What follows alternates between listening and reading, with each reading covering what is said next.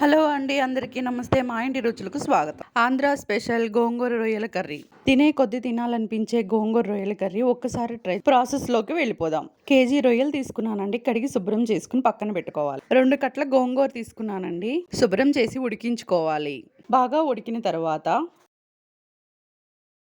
ముందుగా మనం కట్ చేసుకున్న టమాటా, ఉల్లిపాయ, పచ్చిమిర్చి మొత్తం ఒకసారి వేసుకుని కలుపుకుని బాగా ఉడికించుకోవాలి. బాగా ఉడికిన తర్వాత కొద్దిగా కారం వేసుకుని దగ్గర పడేదాకా ఉడికించుకోవాలి.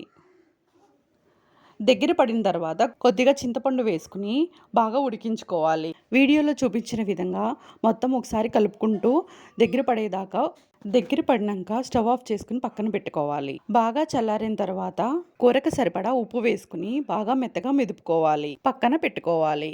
రొయ్యల కర్రీ ప్రిపేర్ చేద్దాం. ముందుగా చింతపండు తీసుకుని నానబెట్టుకుని పక్కన పెట్టుకోవాలి.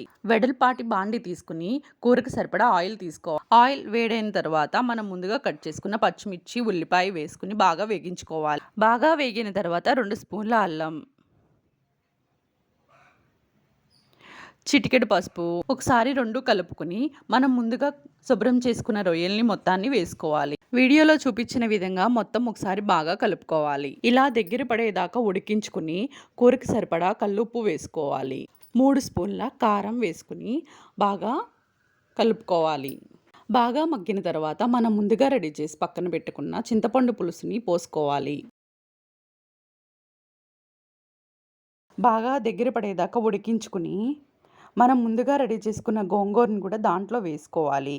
వీడియోలో చూపించిన విధంగా మొత్తం 2 కలిసేలాగా బాగా కలుపుకోవాలి. బాగా కలిసిన తర్వాత స్టవ్ ఆఫ్ చేసి పక్కన పెట్టుకోవాలి. తాలింపు వేయడానికి ఆయిల్ తీసుకోవాలి. ఆయిల్ వేడైన తర్వాత మనం ముందుగా కట్ చేసుకున్న ఎండుమిర్చి, చిన్న ఉల్లిపాయ, కరివేపాకు, తాలింపు దినుసులు అన్నీ వేసుకుని బాగా వేగించుకోవాలి. స్టవ్ ఆఫ్ చేసుకుని పక్కన పెట్టుకోవాలి. మనం ముందుగా రెడీ చేసుకున్న రొయ్యల గోంగూరలో ఈ తాలింపు దినుసులు వేసి మొత్తం ఒకసారి కలుపుకోవాలి. బాగా కలుపుకోవాలి. అంతేనండి, ఆంధ్ర స్పెషల్ గోంగూర రొయ్యల కర్రీ అయిపోయిందండి.